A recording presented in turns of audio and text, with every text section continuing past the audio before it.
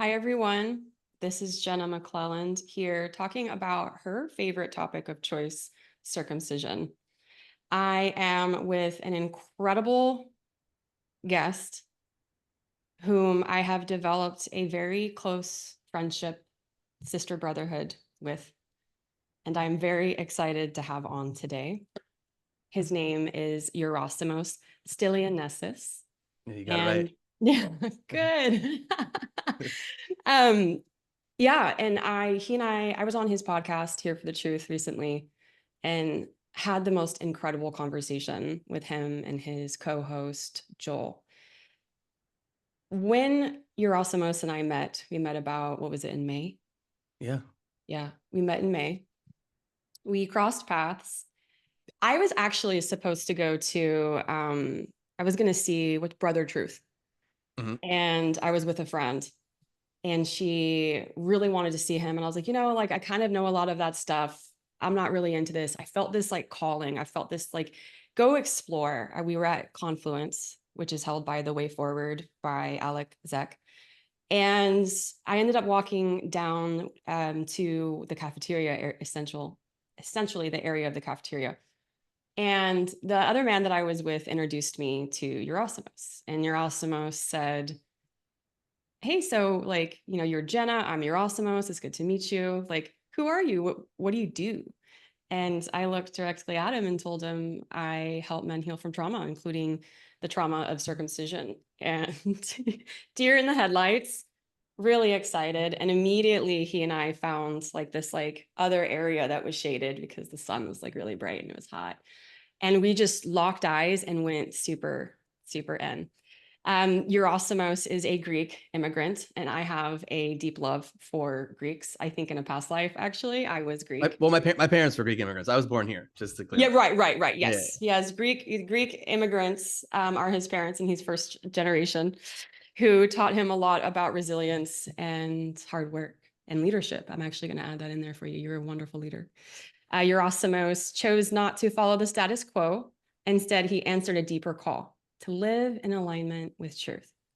That decision set him on a path of over 2 decades of personal development, helping others cut through the bullshit, get honest with themselves, and live on their own terms. Together with Joel Rafidi, did I say that right? Yeah, graffiti. Great. Yerasimos co-host the Here for the Truth podcast, which is absolutely amazing. Go check it out, where they challenge mainstream conditioning and open space for deeper inquiry into life's big questions. They also co-founded Friends of the Truth, which is a great membership community, a private membership community grounded and discerning truth seekers committed to growth. As co-creators of Rise Above the Herd, which is awesome, their 10-week psycho-spiritual journey, they've guided individuals from around the world to move beyond self-limiting beliefs and step into unpromising authenticity. Oh, Yeah. I'm sorry. Uncompromising. Uncompromising. What did I say? Unpromising. Because Yeah, I love it. No, I love it. It's amazing. I was like, you mean unapologetic? Like, Yeah. we're getting off to an awkward start. Anyway, Yerasimos is also really passionate about human design, and he has done a lot of somatic. Are you an somatic experiencer, I, experiencing I went through practitioner Peter Levine's training, training? all through the advanced modules, actually, with my wife. That's more her area of expertise. She's focused on that. But as someone who's been a lifelong learner, yeah, I mean, I know the importance the body plays in a healing process. And so I come from a lineage of doing body work for several years. And so, yeah, I wanted to kind of dive deeper into understanding the physiology of a person's body, the nervous system, and the role it plays in supporting a person to, be more whole and be more grounded and be more regulated and enjoy life and be more comfortable with discomfort. I love it. Well, thank you for all the work that you're doing, and everybody with pleasure. This is Yerasimos. And hey, thanks so much for coming and joining on with me today and allowing me to interview you because I am really curious about your story. I am really curious to know about your passion, and how through your own experience, you can create a deep shift and be that truth seeker and be embodied presence for those to truly step deeply into realizing the role circumcision is playing on humanity. And we'll get into a lot of different topics, a lot of questions that I have for you. But why don't we start with just simply your story? How has circumcision impacted your life? And what has this whole relationship with circumcision, like what has been shown to you through this process, I guess the best way to say it. Yeah, well, first of all, I know I've said this to you privately. Thank you so much for what you do. Thank you for the work that you do. This is such important work and bringing more awareness around this subject.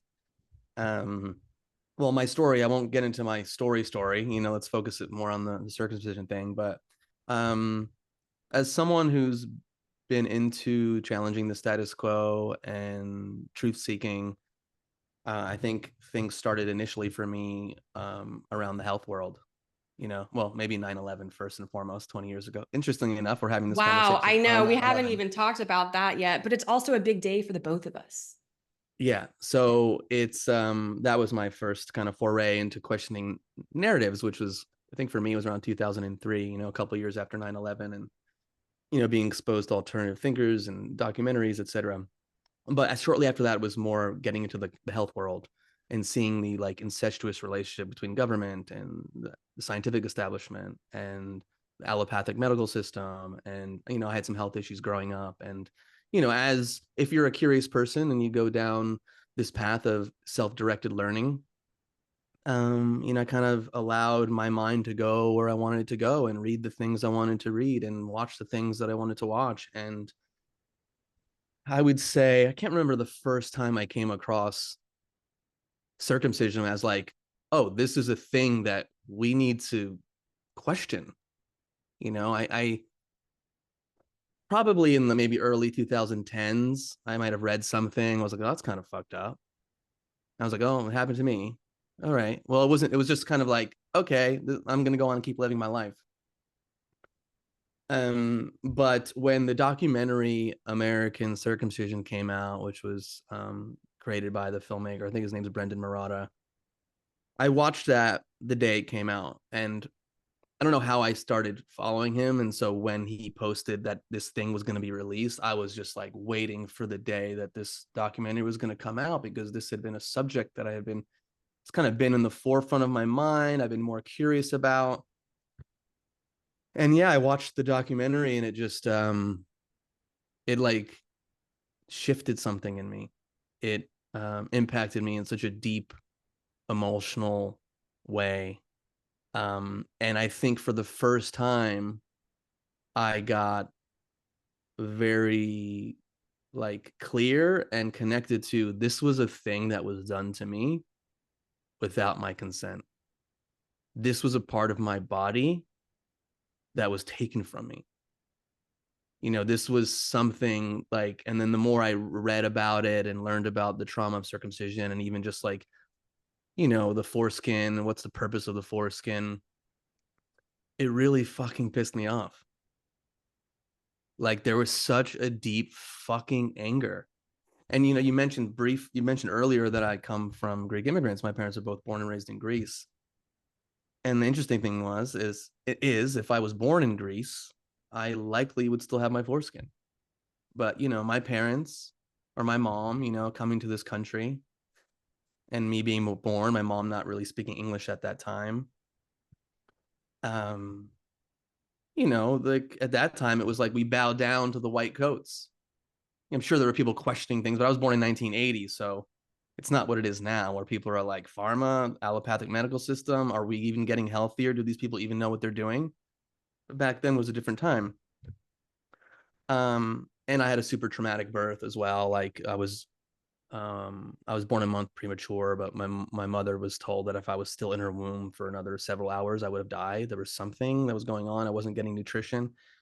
So, anyways, so you know, watching that documentary just put me in this place of like I would look down at my penis and have this awareness again, like I said before, like there's something that should be there that's not there.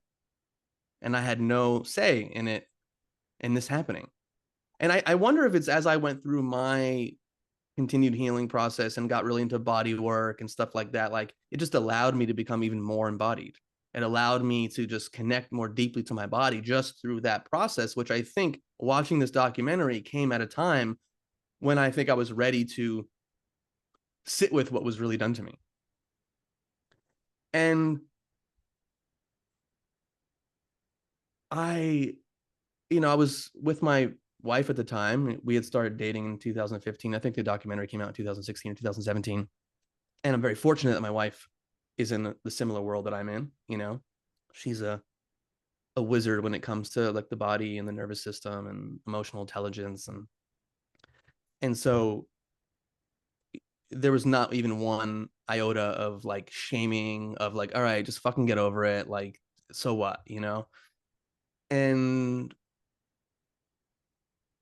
yeah, I just like, I think the crazy thing is that my whole life when I look down at my penis cock, whatever the fuck, whatever word you want to say, is I had no idea that ring around the shaft was the scar.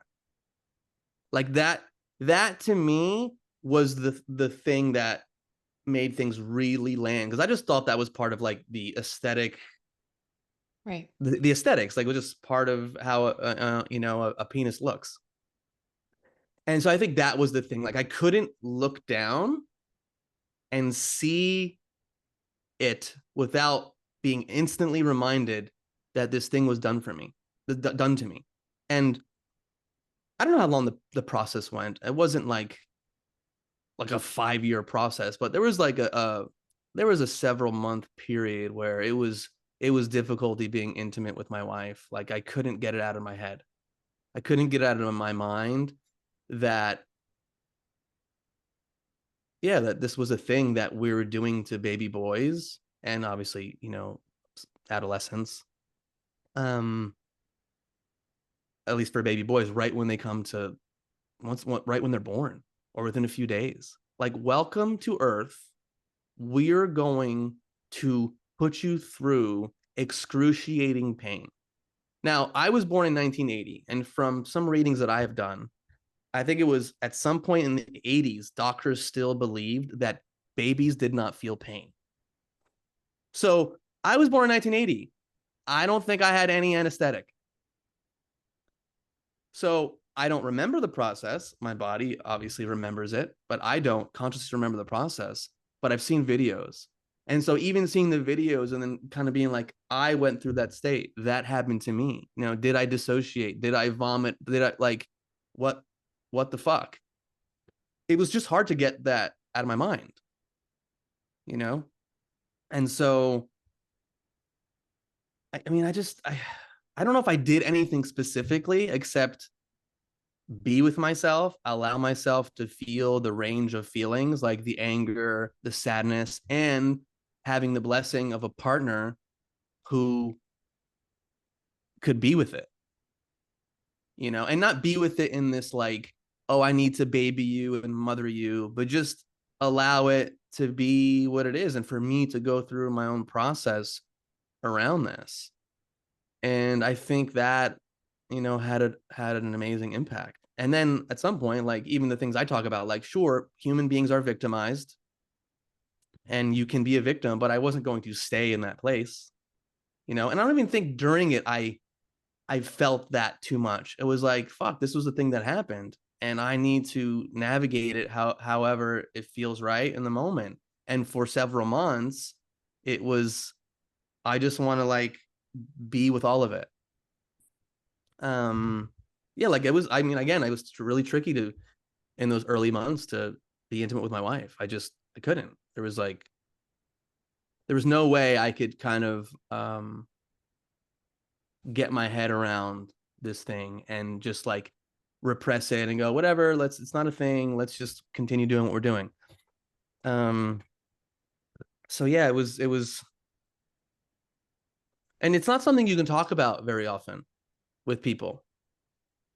Sure, I was in this kind of truth seeking world, and I had friends and people that I can bring things up to that agreed like circumcision was fucked up. But to this level of like depth, to have someone be there for me, and I had worked with some people privately, on this a little bit, but a lot of it was also just, on my own, and also knowing I had this container of support from a loving wife that knew I had to go on my own journey to navigate this. Because, when you start reading about circumcision, you start reading about the trauma and like the impact of it, you can't help but like look at your own life and be like, fuck, like, oh, I had some intimacy issues growing up. Did this play a role in it? I got addicted to pornography early on in my life. Did this play a role into it? Like sexual fantasy, like what's the flavor of my sexual fantasy? Did this play a role in it? There's all these things you start questioning, especially when you read about it and it goes, oh, circumcision can potentially have the impact of X, Y, and Z. Yeah. You know what I mean? And so, yeah, it was a really interesting process. And of course, when the documentary came out, being someone who was posting about things online, whether it be vaccines, whether it be about, corruption, I was sharing like the documentary and sharing things on a regular basis. And who knows what people were thinking about it, I mean, I didn't care. That was back when I was like more hardcore and like posting information about all the ills of the world and things Black going pill. on. Yeah, I don't know if I was super black pilled, because I didn't think I was like doom and gloom. It was like, yo, this is shit that's happening right now. Like, we need to be aware of it. Are you aware that this is being done to millions upon millions of babies as they're born into the world? Or are you aware of, the history of vaccines? Or are you aware of the corruption in government? I mean, I was still living a pretty awesome life. So, but I wanted people to, become aware of these things. So yeah, I mean, I don't know if you have any other questions or you have anything to Yeah, comment no, on, but I'm just letting you kind of, yeah. I've been writing little notes down, and what came to mind is in 2022, I studied with Dr. Bruce Lipton and Greg Braden and Anita Morjani and another woman named Shamani Jean. And it was one of the most beautiful weeks of my entire life. It actually changed the course of my life. And I have known of Greg Braden. Do you know who Greg Braden is? Mm-hmm. Mm-hmm. Okay. Him and Bruce, well, Anita also, I mean, she's profound. I remember Greg talking about the dark night of the soul and how the universe or God always prepares you, always makes sure that you have all of the tools that you need prior to there being a dark night of the soul. So essentially, when a dark night of the soul happens, it's a beautiful thing to remember that you do have all the resources, you do have all the tools that you need to actually burn to the ashes like the phoenix, and to come out alchemized, to come out transmuted, transformed. And I find it to be really beautiful that in this dark night of the soul experience, this happened to me. I see a scar now when I always thought this was just anatomically part of my penis. And you had a supportive woman in your life. I hear from so many men how the fact that that's missing, that they can't connect to the person that they're with, they can't connect to a woman about it, is one of the most pain striking parts of that's hurting them, is because nobody can really listen. So just hearing how you were completely set up for success during this moment of in time of awakening to this, oh my God, this is an event. And I just wanted to acknowledge how beautiful that is. Because as life is working and as we're orchestrating through the ebbs and the flows and the pains and all the beauty, we have to go back into ourselves to find safety.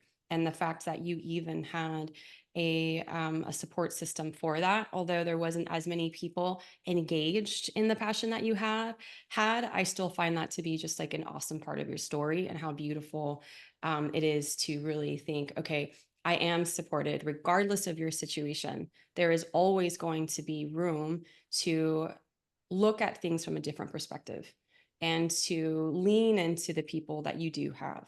Now, if you don't have them, I promise, as soon as you go through the process, usually they will actually show up. And that's happened a lot in my life when I've taken giant leaps, or I've done a lot of incredible healing, wild healing that I've done. Yeah, I feel like that's just like a universal law. And there's a great quote. I don't know it off like by heart, but this idea that like when you make a decision, when you state a clear intention, like providence, God, the universe, spirit comes and supports you, and the right people, the right situations present themselves in your life. Yeah. And that has happened so many times in my life, because I've feel like I've had multiple rites of passage where I've made very big decisions to alter the trajectory of my life. And then from that point, what has come from that, um, and all those moments and all those decisions and everything that's come along with that has led me to where I am right now, having this conversation with you. Yeah. Um, so yeah, I also do want to comment too, like, sure, my mother was from Greece. My dad was born and raised in Greece as well. And I was born here in the US and this happened to me. But I also want to give a shout out to my mother, because I was very blessed to have a very loving mother. And so with that experience happening to me, like, to have that compounded, like, I can only imagine for a man to have that compounded, or a boy, with neglect, with shitty parenting, what are the effects of that? And so this was the thing that was done to me, because it was standard, operating procedure in hospitals in the US. It was sold to And her. Yeah. then, it's like, she didn't. I don't think so. I just think people don't even like think about it. It's like wherever you live, it's either not done and you go on and live your life, or if you live somewhere where it's done and you go on and live your life. Like, it's not this thing where you're having conversations, after the PTO meeting, parents are like, "Hey, is your son circumcised?" Like, it's just, you just go on with life. And I think Yeah. that's the thing. A lot of men, you see this online. I think they can get very triggered by this subject when people talk about it. They're like, whatever, I'm fine. My fucking nothing's wrong with me, And it's like, well, you don't know what your life would be like if this didn't happen to you. You don't know what. Now, that's not to say you need to again remain in this place of like, I can't go on with my life. This was happening to me. Like, this shit happened. It's fucking reality. Face it. Face it to some degree, and do what you need to do to support yourself through this process.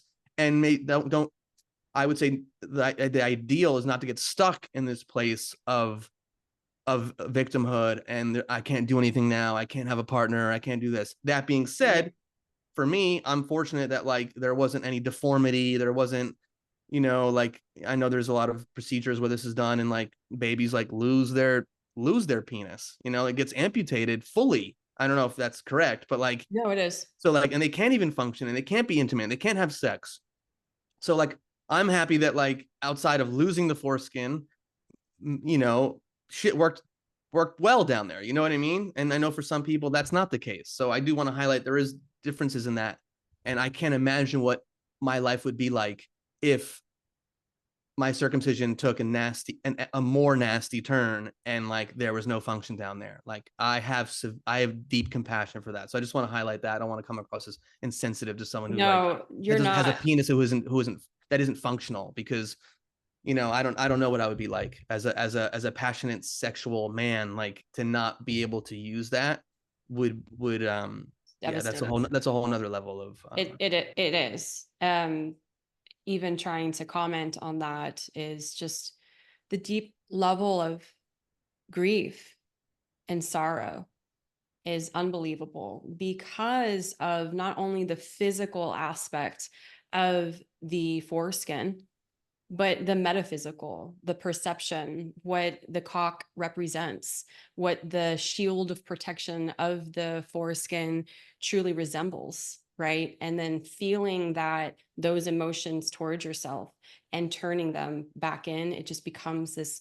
It's difficult to get out of that toxic thought of unworthiness, of I'm unlovable, I'm not safe. And I totally agree with you. It's a whole nother ball game in terms of like really going deep into this.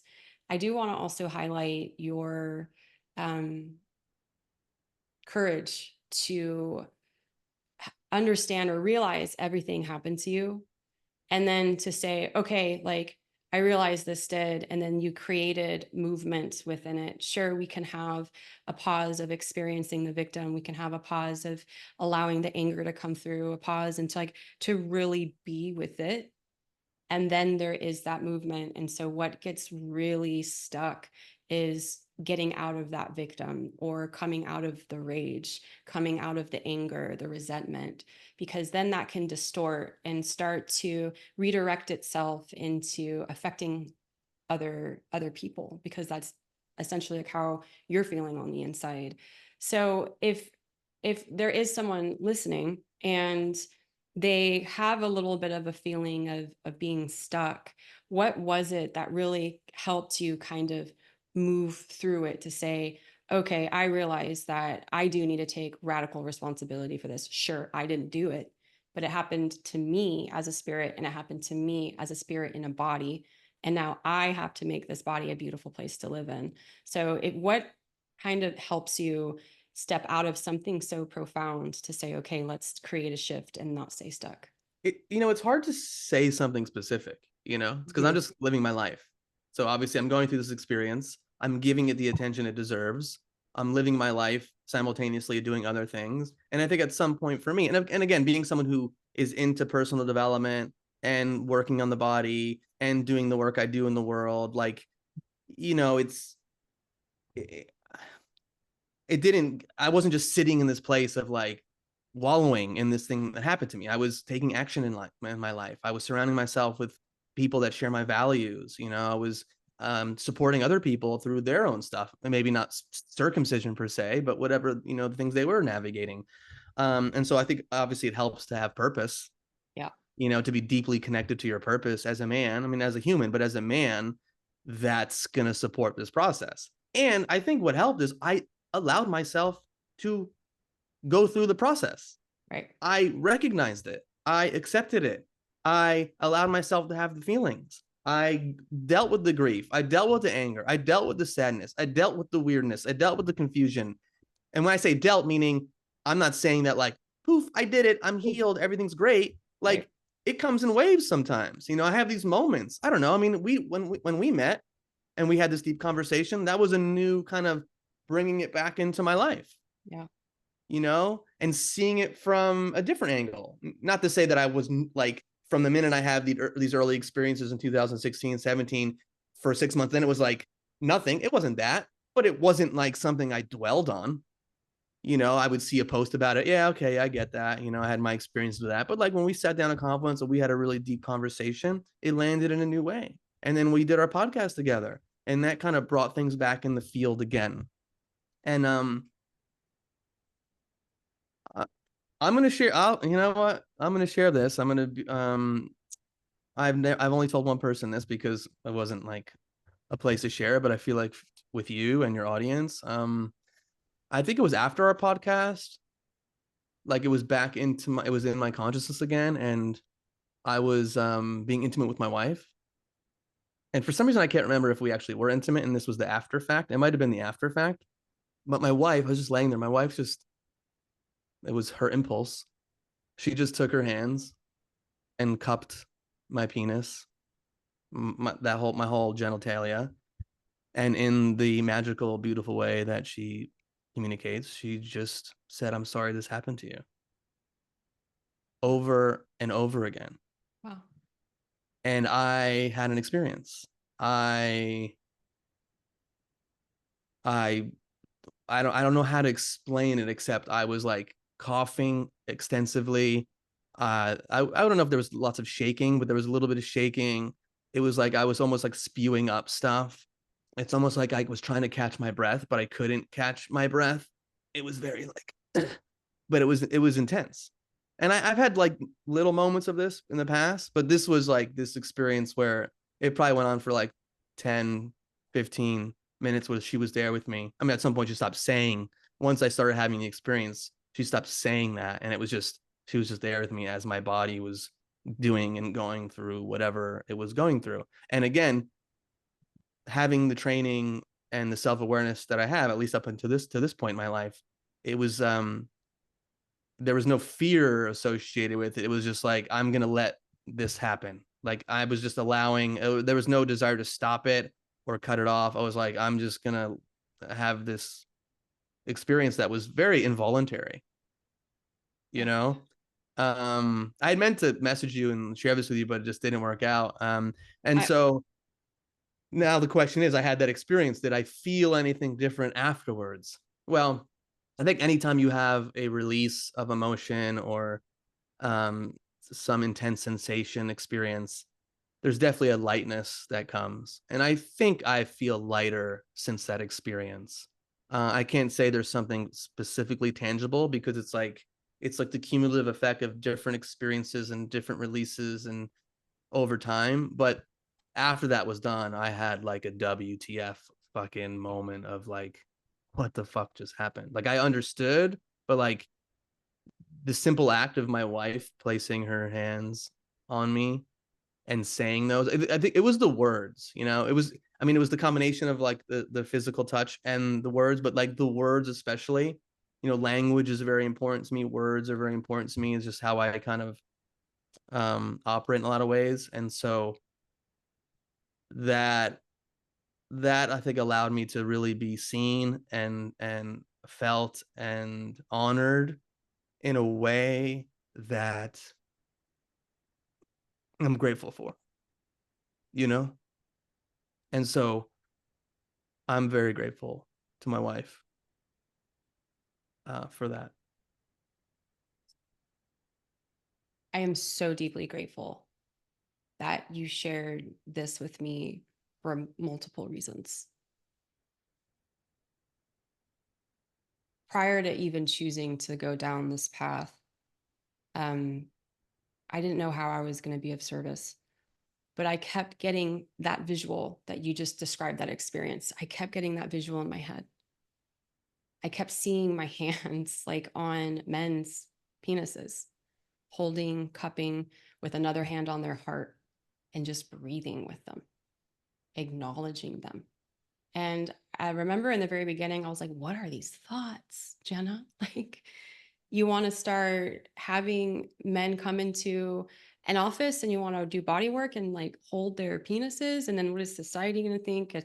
But it was just this image that it was just like so strong in my mind. And I can't think somatically of a more healing experience for a man to have a woman hold reverence, not only for your life, not only for the fact that she honors you, not only for what has happened, but out of reverence and deep respect to say, like, I see you as a woman, and I, as a woman who can nurture, hold you in this. It doesn't matter what your cock looks like. It doesn't matter what happened to it. Like, you are still a king. And underneath it, like, I am so sorry. And whatever I can do to honor you in your own individual self, in your own individual expression.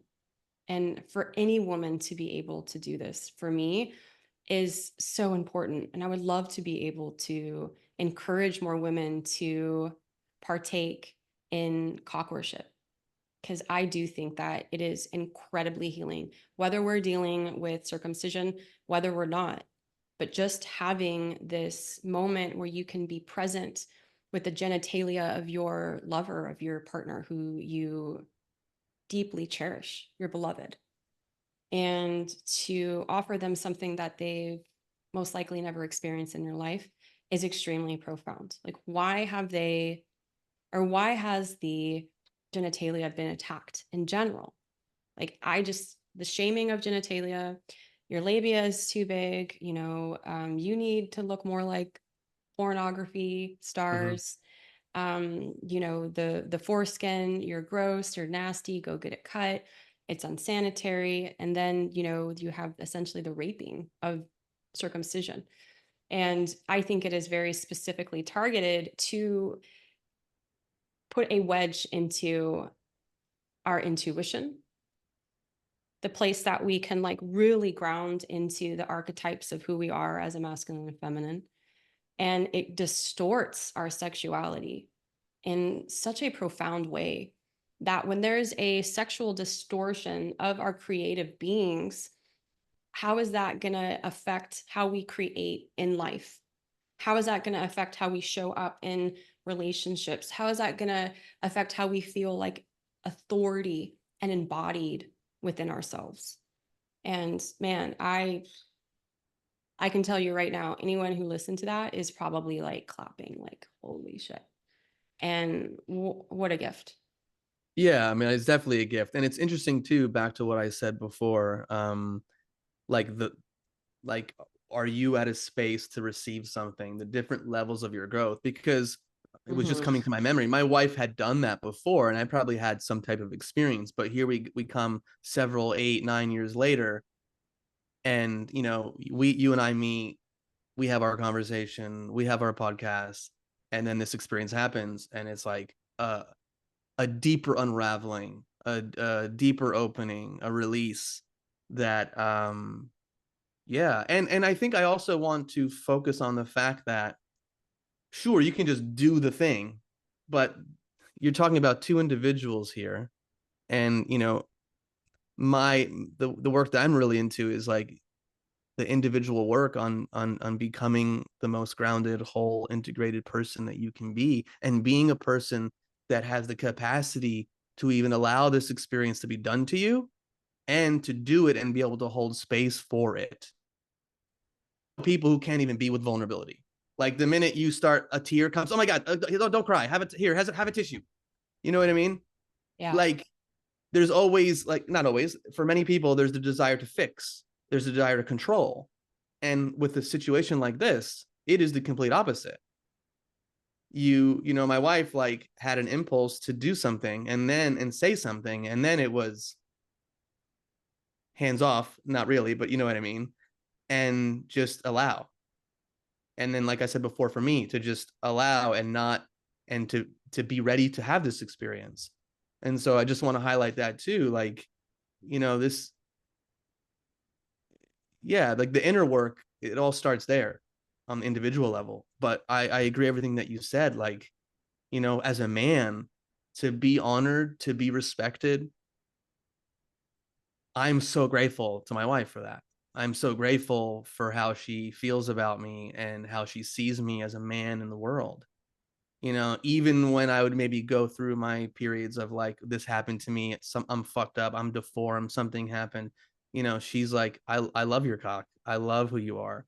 And I think that's important, to be honored and respected. And so, again, to the women living, to women out here, like, do you truly honor the women that are watching this? Do you truly honor and respect your man? you know and Yeah. can you be a vehicle for this experience to happen, and a space for this to happen? And it might look differently than my experience, it might not. I mean, there's probably instances where you do that, and your man's like, what the fuck are you doing? You know what I mean? Like, I don't Right. know. like Yeah. It, but this was my experience. it's all in divine timing. And clearly, like I said earlier about Greg Braden, like nothing comes to you that you're not already prepared for on some level. And if you're not, it's still there to teach you something, to prepare you for the readiness. Yeah. And it's just so beautiful because you live in such an alignment with truth. And when you're in alignment with truth, there's an automatic parallel of healing that goes along with that, because you have to continue to heal to stay aligned with truth, because truth is eternal and healing is what allows us to connect into that the remembrance of being eternal. Although, we live in a body, but we're not the body. And which is what I just wanted to summarize, is how important it is to stay on the truth path, to stay on the healing path, and how through that healing you remove the gunk in order that you need to remove to create a vessel that can hold vulnerability, that can hold those moments. And if you're a woman and you are listening, if that thought already immediately makes you feel shame in your body, that's because you haven't fully healed your own relationship with your femininity. You haven't fully connected deeply to your sexual blockages, essentially, right? So that would be a really good indicator if you're listening, if you even think about doing, and if it makes you a little uncomfortable, no, that means that's an indicator or trigger telling you you need a little bit more work to do. Because, I even said it in your podcast, like women play such a really big role in this, but they can't hold space for men going through this if they haven't gone through their own sexual reclamation. And then some of these men who are still kind of stuck in a lot of this pain, the reason why you're attracting these types of women into your life is because you're still have these wounds and these unhealed places that are calling and drawing these women in here as, again, other triggers to let you know there needs to be an up level. There needs to be something within you that has to organize and flip and be healed so that you can call in a partner like, it's Sophia, right? Like Sophia? Sophie. Sophie. Yeah, Yeah. like Sophie. Like that's unbelievable. I'm so happy you shared that with me and my Yeah, audience. no, thanks for again having the conversation and being It's open to like it. And it's what's crazy to me is like, why aren't more people able to just like share that? Like why is that something that we have to kind of hold in and keep a little bit more of a secret? Now, granted, I understand it was an intimate moment that you shared with your wife, and you're not wanting to tell everyone all the intimate details that are happening in the bedroom. But there's this also like sharing of what's possible and like what happens that offered this really beautiful exchange between me and my wife, and how marital containers are extremely healing. And oh this yeah, and the context matters too. Like I wasn't like, oh, this happened, let me go and just tell everyone. Like right, I shared it with like right. a dear friend of mine, and then it just it didn't come up, and like the right moment didn't come up. But at the same time, like this is the work. This is what I'm about. This is what you're about. Like people, when other people share their personal experiences, people listen and go, oh, okay, like what is possible, and yeah, it was an extremely powerful experience, for sure.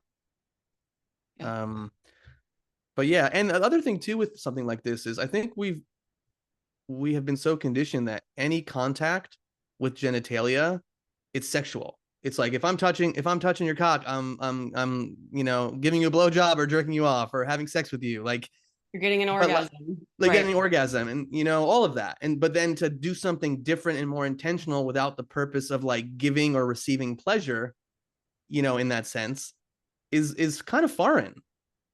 Like I mean, would most people even have the thought unless they understand their own bodies, unless they understand the physiology of the nervous system, to have the thought, I'm going to go do this to my husband right after this moment and then do it?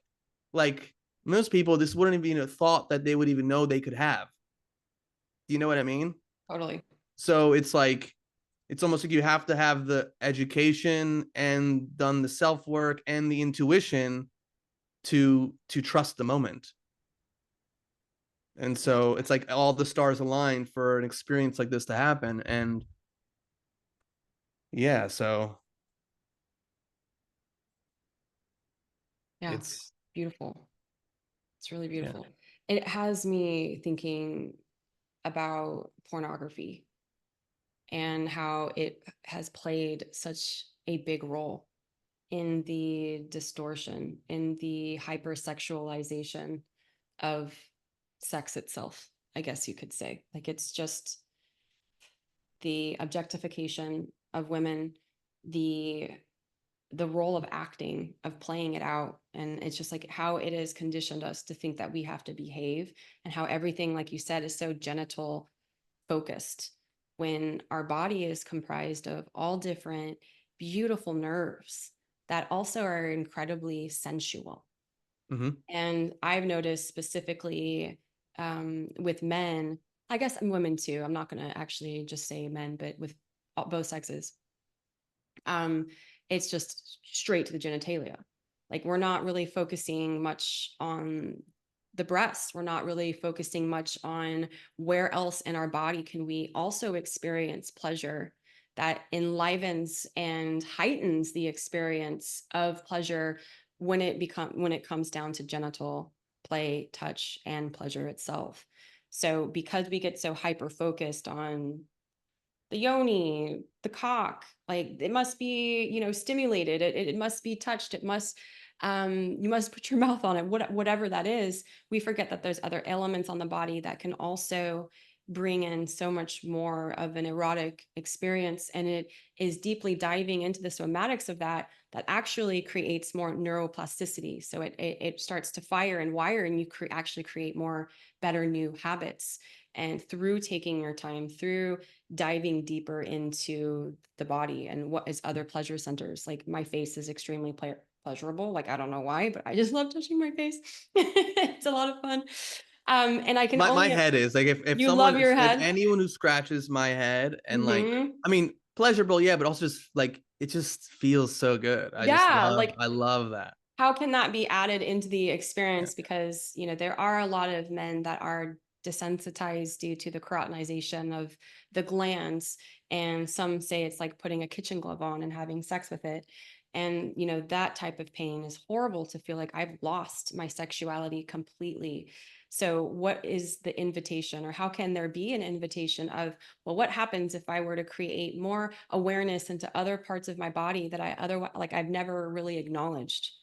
And bring those into the playing field and use those to heighten more of the electricity that moves through the body to allow a deeper impact of sexual glands, of sexual neural pathways, of sexual just feeling and sensing into the whole experience. Like if we're not tapping into what else is available, then you're going to be really stuck in the space, because again, it's that hyper focus on the genitalia. So this is just a moment of inviting in all of Yeah. all of that, which I think is profound, and it elongates the situation. And it is through that sex can be really healing. It is through that you can heal and stay really curious in the body. So Yeah, I mean, I love that you said that. It's like the duality of sexuality and sensuality. Like, I feel like the sexuality is much more, it's like focusing the genitalia, it's just pleasure. And sensuality feels a little bit more like there's room for vulnerability to come in, and softness and sensitivity and slowness. And again, there's a time and a place, of course, but it's like we want choice. We want to have the access to the entire palette. Um, and people's sexuality is very vast, and what people are into, and and yes, pornography, don't get me started on there. I got exposed to it at a young age, and definitely impacted um my sense of self and my relationships. And so it's been a journey to continue to like drop in more, and to really get more curious of like the different ways that I experience pleasure. And yeah, it's yeah, pretty wild. It makes me think of what you shared on the podcast about, Maimonides, as like the Jewish rabbi who, like, I don't know what year it was, 1100 or something, codified this into Jewish law. And he was an advocate for circumcision to take away, the pleasure from man and woman, and to curb lust.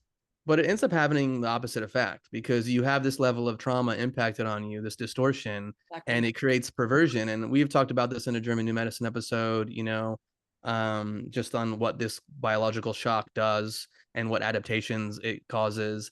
And there is this like perversion that can happen, and this like distorted sexuality that comes from it. So it's like, here's this thing that was done for a certain reason, and having the opposite effect, in my opinion. Yeah, exactly. It's people are just like, well, what do you mean? If you're telling me that it removes pleasure, how is it that people are going after it like so much more? So it's almost counterintuitive, incredibly Well, and then counter. also, if your sensitivity is lost, it's like, how do you get it back? You want more of it. You want that Mhm. intensity, and I Yeah, mean, there's levels and layers to understanding what this does to the human body. yeah. Um, I'm really curious if you could take me down your a little bit of your, what's the word I'm thinking, like from your perspective, pornography.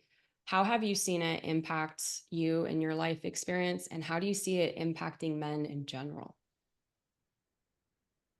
man, it's it's dark. Like, I don't want to be 100% purist. I'm not going to sit here and say that, like, hey, as a treat, you with your partner, or if you want to pleasure yourself, cool. I I'm not here to be like the judge. Mhm. I just know that as someone who has consumed a lot of it, starting from a very young age, it has an impact. And it's hard for me to even comprehend, because I was so young, what my view of sexuality was before pornography, because I was too young for, you know what I mean, to like be just having like maybe a natural reflection on sexuality. It's like you're young and you just see this thing, and what impact does it have on you?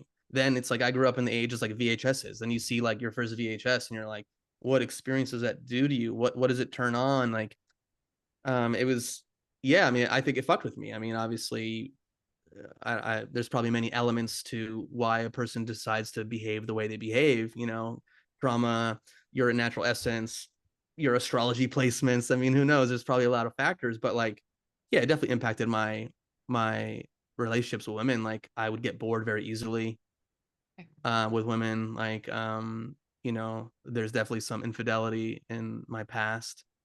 And like, yeah, it's like to be okay with what's present, and to build something deeper, as opposed to what's the newest thing, I need more variety, I need new types of pleasure, I need to be stimulated in new ways, or losing the tolerance for certain types of pleasure, and then needing to like go observe more extreme things, which is something you see online all the time and people talk about it. It's like, okay, well, I've just watched all this type of porn, but now it doesn't do it for me anymore, I need to go to the next level of porn. And so what impact does it have on your psyche, on your spirit? You're being exposed to all these visual elements like that I don't think we're supposed to be exposed to. Right. Like our biology isn't prepared for this level of stimulation. But you see it in the world. I mean, not to mention pornography, but just the overly sexualization of culture, of it's everywhere you go. It And sells.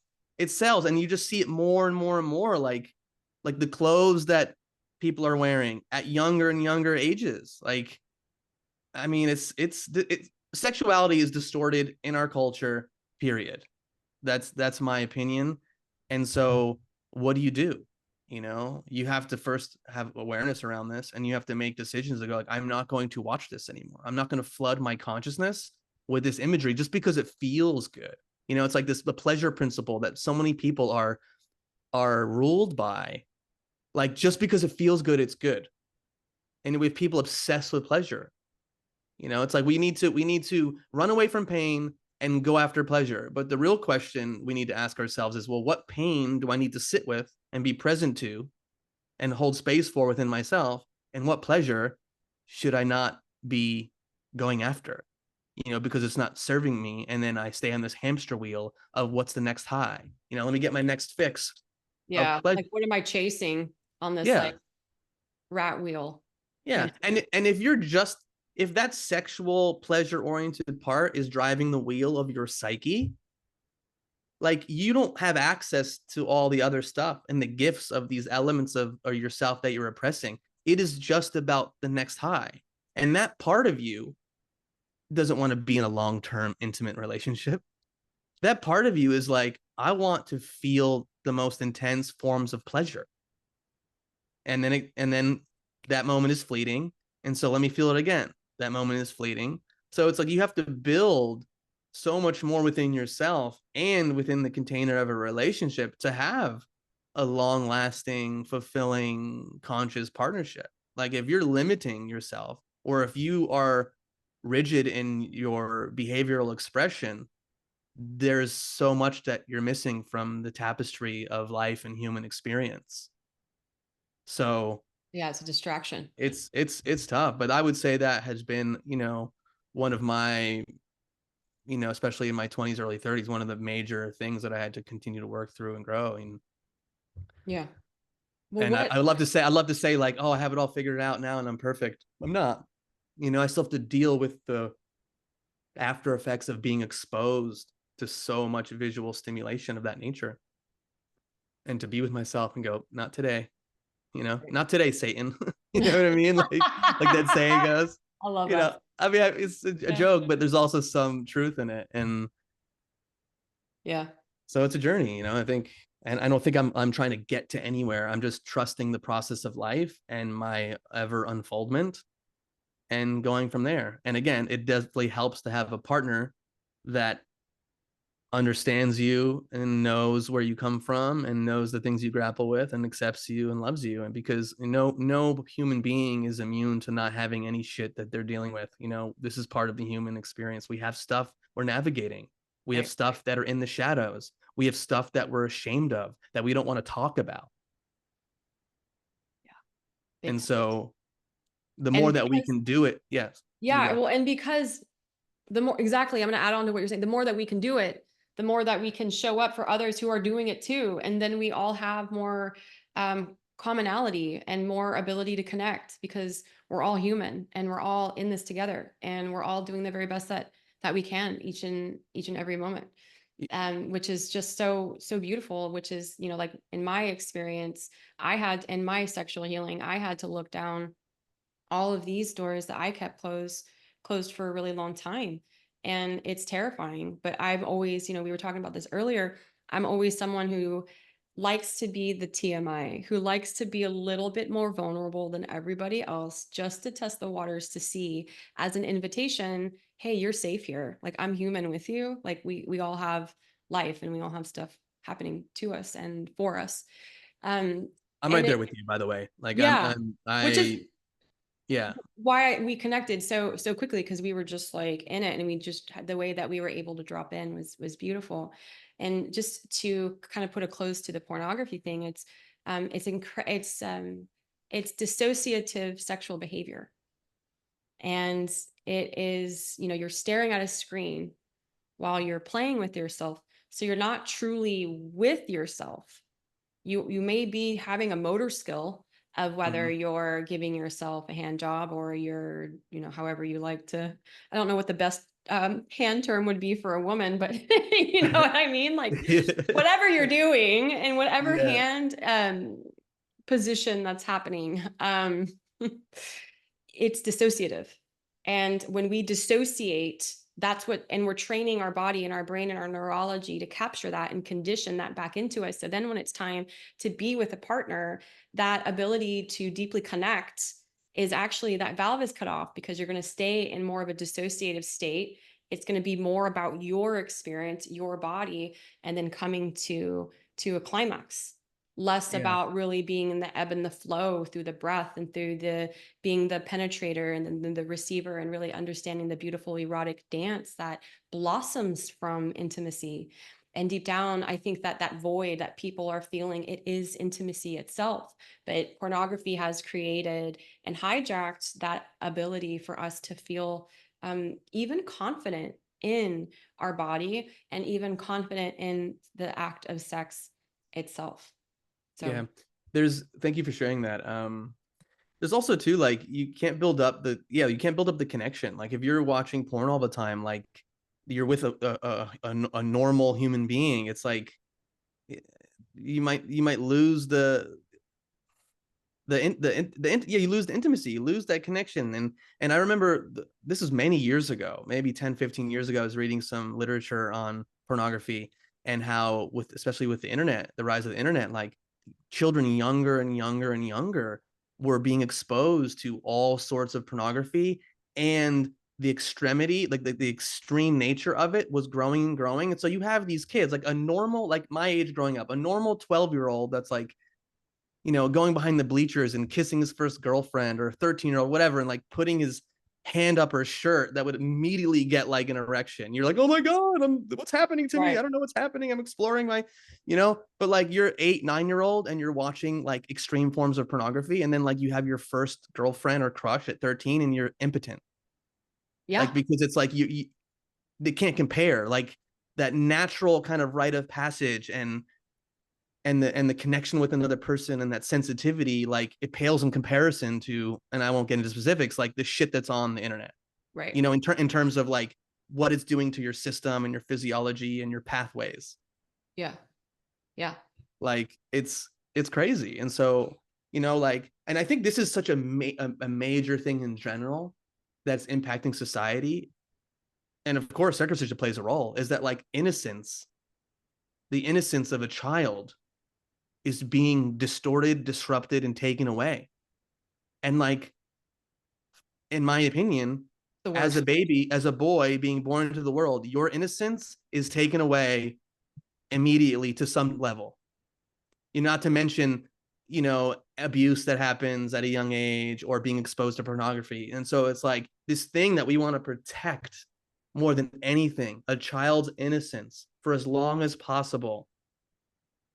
That phase is like shortened more and more and more in our culture. Yeah. And so yeah. Hijack innocence, and that's why I think circumcision is the worst form of torture. It's the worst form of abuse because of the innocence, because of the connection still to the celestial, because of the, yeah, there's no other word for than Well, of I mean, it's innocence. horrible. I mean, it's horrible when you Yeah. think of it. I mean, you've talked about it. When you really think about it, it's like, and I don't care what situation, some are worse than others, but you're taking this child, you're taking this baby who was just in the most comfortable, like womb state, and they're entering this foreign world, and you are strapping them down, and you're putting their little penis in a fucking device for many, many years without any anesthetic, but even the anesthetic that they use now is probably not helping that much. And you are chopping off a piece of their body as they are yelling and screaming and crying and fall, quote unquote, falling asleep, dissociation. Like, it is horrible. And the other thing that makes it horrible is that you don't remember it. And so people go through life navigating shit in their life, and they have no fucking clue why certain things are hard, are difficult, are painful, are challenging, are confusing, because they had this experience that no one talks about, that it's just a part of life. And then here is a child, especially like I said earlier, if they had a even harder childhood in other areas, they're just like 15, 16, 17, and like, what the fuck? They have no clue, because there's no awareness, there's no conversation around this. It's just life's hard. You got fucking issues, and here's some drugs to like fix your issues. It's a perfect recipe for a disaster. It's a perfect recipe to imprison the divine masculine, the protector.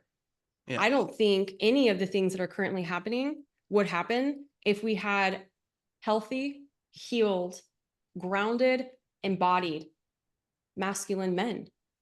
And from my understanding and from my education and my research, the masculine is always the first one you target. Mm-hmm. Because the protector.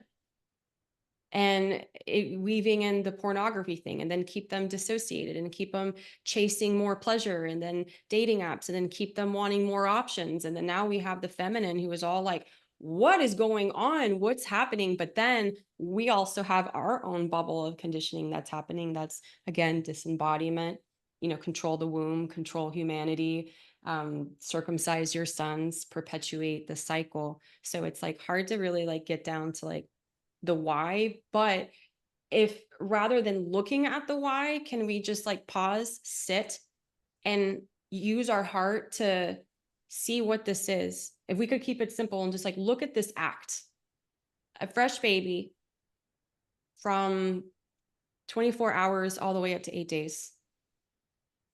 His mom is the only thing that he really knows deeply. He doesn't even have his own identity. He is outside of the womb. He is not in that warm bubble. And all of a sudden he is taken away and attacked in the most excruciating, painful way, ripping the foreskin off, peeling the layers, blood. Babies cry so hard, their lungs burst in their chest. Blood loss, brain damage, behavior issues. Like, who are these men? So it's just, how about this? If I got cut in human nature, if I got cut, if I fell, I broke an arm, I'm going to have to heal it. The body is going to have to heal that trauma. That's trauma. Trauma is trauma. That's how our body operates. But then it's like the psychology of it too. Like there's also like the shock that happens to breaking the arm. There's also the, oh my God, like now like life's going to be a little bit more difficult. And so there's that psychological pain. Like how can you not acknowledge that doing this to an infant isn't already in human nature and how we operate traumatic? Yeah, because again, we have the event that is part of it, but the thing that really I think separates like what's trauma versus not is there is a deep physiological and psychological response to the thing that happens, you know? And so, I mean, being strapped down as a baby, you're alone in a back room, you know, like that's, I mean, I, yeah, it's crazy. That this is the shit that gets me angry. Yeah. You know, this is the shit that really gets me angry around that this is done and it's continued to be done. Fortunately, it's being done less than it was, you know, 30, 40 years ago. Um, but yeah, yeah. And I'm so curious too, like, I know we talked about porn and sexuality, but just like, you know, it's like on some subconscious level, it's like the baby's like, I was not protected by my mother. And, you know, and like, where does like hatred of women come from, you know, like this like desire to like is, and you see it all around, you know. And I don't, and I also don't want to say this is the only thing that causes this stuff, you know. Like there are people in countries that don't get circumcised that have the foreskin and do horrible things to women and do horrible things in life and have issues. So it's not, I don't want to sit here and say this is the only thing, but it is at the foundation of life for many people in this in the US especially. Yeah. Yeah, the other day, I don't know if you read my post on this. I was I'll go and leave the house and go to a cafe just to get out for a minute. Like and I was crying. Like I still cry. Like I cry often, probably once a day over circumcision. I'm not joking. And I had this download and it said, and I hate using that word, but I don't know what else to say. I had a voice and it was like, compare the highest level of circumcision rates, like what decade, like when was the highest level of circumcision rates in the United States? Match them to pornography, the sexual revolution, to the feminist movement, to suicide, and to divorce rates. And it turns out that there was like, it's actually in a sequence where in the early 1970s, circumcision became 80 to 90% of babies were being cut. And then you had the pornography come in, and then you had the sexual revolution come in, and then you had the feminist movement come in, and then at the very end you'll see death rates, suicide rates, and divorces skyrocket. So it's like, look at this stage, look at what's being created. We're traumatizing infants, and look at this generation of the type of life, their ecosystem, where women are now starting to hate men. Women are starting to become more like men, competing with men. You know, you're considered less than if you're a homemaker. And then that distortion of the hypersexualization, the objectification through the sexual revolution, birth control pills, which is making women already start to shift in how they're choosing their men. And then you're ripping the foreskin, and the foreskin actually has pheromones on it specifically to help him choose a mate, because the way that his pheromones are operating and how she smells up, that's going to attract the woman that's going to be most like coherent. Compatible. Yeah, most compatible. Thank you. Most compatible. And then when pornography became like the porn stars became famous during this time, they were actually celebrities. So I just find it to be just really, really fascinating how you can truly see the evidence by looking at it from this perspective, that why not do this to them and then have this beautiful life ahead where their suicide rates are going up, divorces are being cracked, and then now we have a completely unbalanced relationship between the masculine and the feminine. Yeah. It's wild to me. And I don't know if we talked about this on the other podcast, but and I don't know if there's statistics to back it up, if there was some like meta analysis, but when I think about the areas where there's a lot of war in the world and, or at least wanting to go to war or a lot of fucked up shit happening, I feel like they're in areas of the world where there's a lot of circumcision. Yeah. you know? Yeah. And Yeah. again, we so often want to focus on like downstream solutions, and it's like, what's the most upstream? It's like, welcome to Earth. I'm going to traumatize you. Boom. And then what evolves from there?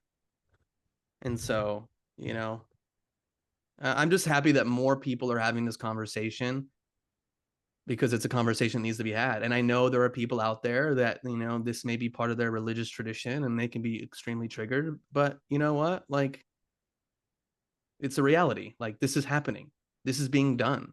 If you're a mother, you allowed this to be done to your son. Maybe you were ignorant. I'm not sitting there blaming mothers. They don't know. My mom didn't know. She came to this country and she's like, "Oh, okay, this is what they do in America." She didn't even know. My mom was like probably asleep and they just took me in a back room. Right. So again, it's not about shaming. It's just about bringing more awareness, and then through awareness and really sitting with the truth of the matter, then you can make more educated choices. Yeah. So I have such a soft spot for mom. And a lot of people think that mom and dad should like go to jail. Like they actually want to sue mom and dad. And there's a lot of rage and a lot of anger, and that hasn't been healed. And there could easily be the experience of, they never acknowledged me. But she's a victim. We're all victims. Like the real criminals are invisible.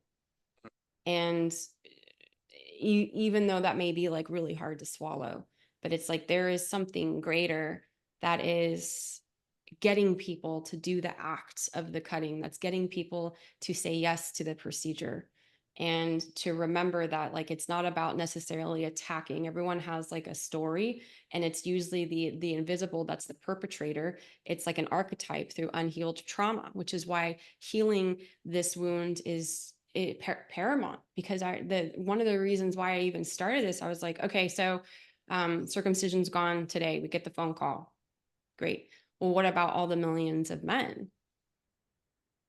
So, okay, if they don't heal, then their trauma is going to be passed down. So we're really not getting to the root of circumcision at all. You may stop it, but circumcision could still affect 3 generations down the line of that healing. And so, which is why it is so important to find the people in your life to have support you, to find community, to get a somatic experiencer, get a somatic coach to help you work through the anger. Call me. Maybe they can join your friends of the truth. Like there are people that are available to you to start and integrate into this journey, and to create more space in your body from healing, to allow in happiness, to allow in the effective leadership, to allow the divine connection, right? The psychic harmony that comes in, that helps us really pinpoint our purpose, our calling, and how we want to show up, whether it's unpromised authenticity. I promised authenticity. Yeah, I had to bring that in. that's great.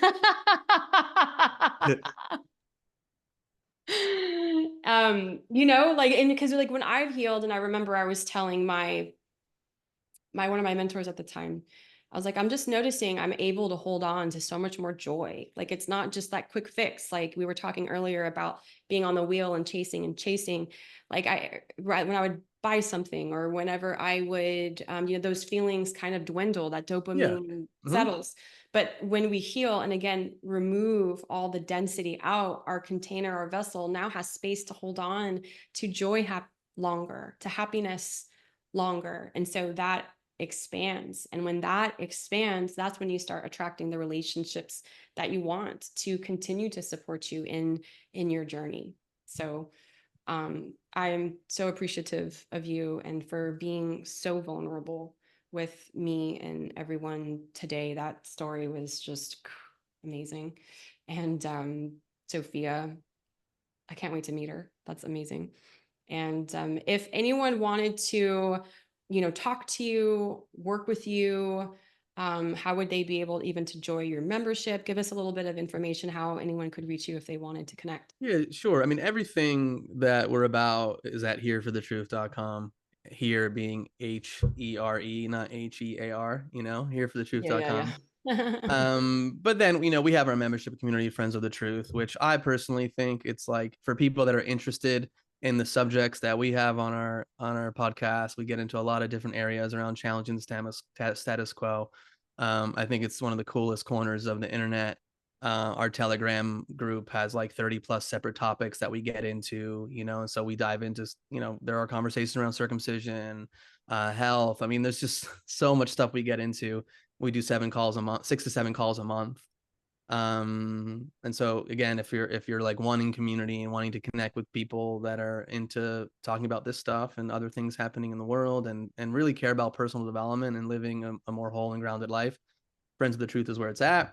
And like you mentioned in the beginning, Rise Above the Herd is a 10-week group coaching program that we have, that we created in 2022. And so we went through 12 rounds of it, and then we kind of mixed the things up. And so now we have like a self-guided, 10-week portion, but then we recently just launched Wrath Academy, which is, we use our 10-week program as the foundation for that, but it's 6 months of support, nervous system support. My wife leads 5 nervous system workshops in there. There's all these other calls on there as well. And it's just an ever growing kind of container of like knowledge, wisdom, support, inspiration to ultimately, honor Carl Jung's quote, which is the privilege of a lifetime is becoming who you are. And so, you have this unique soul fingerprint, this blueprint. And so how do you dissolve away all that isn't you and step more into the magic and the miracle of who you are as an individual, and, know your worth, know your value, and give your gifts in the world and be of service in that way. I love it. I love that you say that. And I will add on, like, we are here to heal, we are here to evolve, and we are here to serve. And we have 2 choices. We can stay stuck and continue to fester and hope the worst for those who have wronged us, or we can heal and take radical responsibility for our journey, and then utilize those tools that we learned to share with others, so others don't have to suffer the way that we have. And that ripple effect is huge. It's amazing. So, Yerasimos, thank you for joining me today. And Thank you for having me. yeah, and that will close it for this one, guys. Loved this episode, and we will see you soon. Bye.